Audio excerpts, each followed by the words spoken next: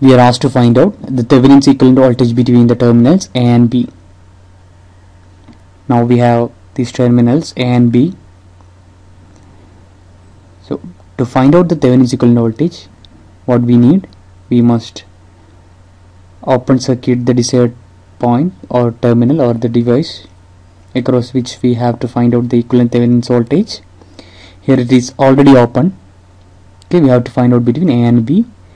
The second procedure is we have to find out what is that open circuit voltage existing between those terminals. We have to find that open circuit voltage. Now, so the question has been reduced to finding the voltage VAB. So what we need is, we need the voltage VAB. How we can do that? 100 angle 0 is the potential at this point, so will be at this point, and so will be here. So we can say the potential here is 100 angle 0. Now the only thing we have to do is we have to find out this potential, which is the potential divided between 3 ohm and J4. Okay, so we can simply use voltage division rule to easily find out the voltage VAB. How we can do that? The potential here is 100 angle 0, so the equivalent circuit we can redraw it as, we have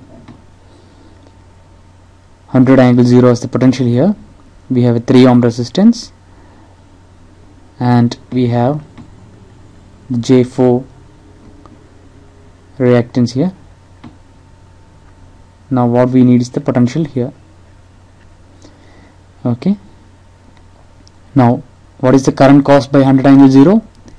It will be 100 angle 0, so the I, or the current in the network or in this circuit, will be 100 angle 0 by the total impedance, which is 3 plus 4j.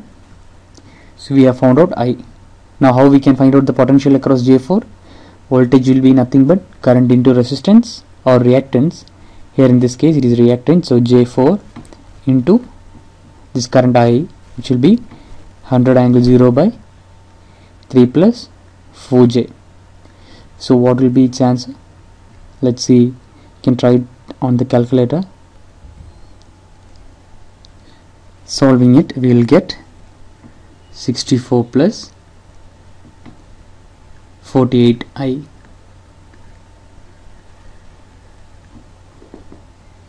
Okay, so what we have done is we have followed a similar procedure for resistive network.